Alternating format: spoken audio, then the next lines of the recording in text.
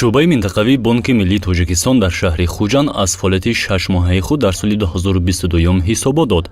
Иҷрокунандаи вазифаи муовини мудири шӯъбаи минтақавии Бонки Миллии Тоҷикистон дар шаҳри Хуҷанд Зебо Сираева аз фаъолияти пурсамари бонкҳову ташкилотҳои қарзии вилояти Соғд ҳисобот дод.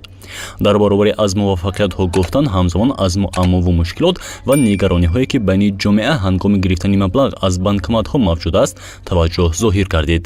Зебо Сираева дар нишасти хабарӣ набудани маблағ дар банкоматҳоро яке аз муаммоҳои асосӣ шуморид ва гуфт, ки аз сабаби он ки ҳамаи сокинон дар оғоз ва охири моҳ музди маошашонро мегиранд, ин муаммо ба миён меояд. ин албатта саволи хеле мубраввируз аст. дар асоси талаботҳои Бонки Миллии Тоҷикистон ҳар як ташкилотҳои қарзӣ бояд ки воҳидҳои сохтории хеш ва банкоматҳои яъне таҷҳизотҳои пардохтии худро бо пули нақд таъмин кунанд. дар ин самт ман фикр мекунам ки ташкилотҳои қарзӣ вазифаи худро иҷро карда истоданд, лекин якта чиза фаҳмонда мехоҳам. акнун фикр кунед ки вақте ки охири моҳ мешавад, маблағҳои музди меҳнати ҳама соҳаи молия, нафақа, ҳама маблағҳои муҳоҷират ҳаррӯза омода меистанд. шиддатнокии банкоматҳоям зиёд мешавад ва ташкилотҳои қарзиам наметавонанд ҳамин сари вақт бурда расонанд. акун вақте ки шиддатнокӣ зиёд мешавад, банкомат ҳамон замон ба интернеташ скор карданаш мумкин. пули нақдаш бошадам аз ҳисоби он ки як хел пул мегирам, бароки шумо медонед ки маърифати молиявии имрӯза шаҳрвандони мо на он қадар баландтар ҳастанд, зеро онҳо фақат ҳаракат мекунанд ки ҳамин пул картошон ба формат ҳамон замон бояд пула гиранд.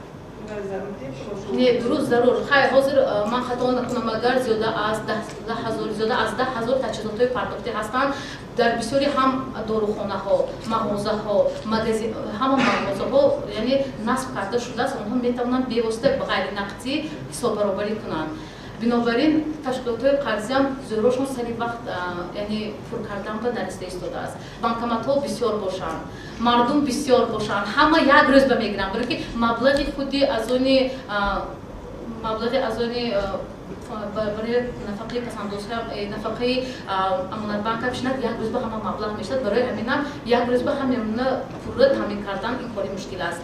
Зебо Сираева гуфт ба санаи ҳисоботӣ дар вилояти Соғд барои хизматрасонии кортҳои пардохтӣ дар маҷмӯъ 10,445 адад таҷҳизоти электронӣ, аз ҷумла 467 адад банкоматҳо, 573 адад терминалҳои пешниҳоди пули нақд дар хазинаи ташкилотҳои қарзии молиявӣ ва воҳидҳои сохторӣ, 1301 адад терминалҳои худкору худхизматрасон ва 8104 адад таҷҳизоти пардохтӣ дар муассисаҳои савдои хизматрасонӣ насб шуда иборат мебошад.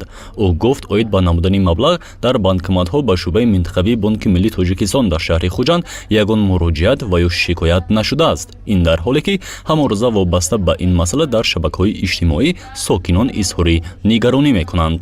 новаста аз ин мо чихеле ки мегӯям ба шӯъбаи бахши ҳимоя ягон намуди муроҷиат вобаста ба набудани пул оли ворид нашудааст. агар эҳтиромона хоҳиш мекунам, агар бошад, агар бемало ба телефонҳои боварии мо телефон кунед, мо нисбати ҳамон ташкилотҳое ки сари вақт наметавонанд банкомату дигар таҷҳизотҳои пардохтии худро бо пули нақд таъмин кунанд, мо нисбати онҳо чора мебинем.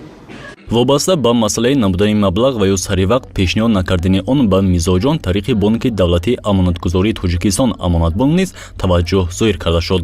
зикр гардид, ки ҳоло дар миқёси вилояти Соғд 80 банкомати ин бонк насб карда шудааст, ки ҳамрӯза ба сокинон хизматрасонӣ мекунад. ин ҳам дар ҳоле аст, ки шумораи умумии дорандагони корти бонки Амонатбонк дар вилояти Соғд ба 439 000 адад баробар аст. ҳамин проблемае ки охири моҳ музди маош нафақа мегузарад, барои ҳамин бисёр вақт банкоматҳо ки бисёр кор мекунанд, тез холӣ мешавад, мо пур мекунем. дар ин ҳолат ҳам дар ҳолатҳои техникӣ ҳам вайрон шуданашон мумкин аст. бояд техникаҳои мо ҳаст рафта соз мекунем. барои ҳамин ҳозир мо хеле проблемаҳои ҷиддӣ нестанд. 247 посттерминалҳо кор мекунанд, ки ба воситаи посттерминалҳо пардохт мекунанд. тамоми истифодабарандаҳои кор метавонанд истифода баранд. дар нишасти хабарии шӯъбаи минтақавии Бонки Миллии Тоҷикистон дар шаҳри Хуҷанд ҳамзамон дигар масъалаҳо низ мавриди баррасӣ қарор гирифт, ки дар гузоришҳои минбаъда шарҳ хоҳем дод. гузориши Шамсин Наврӯзов ва Субҳон Одилҷонов барои барномаи иттилоъоти имрӯз.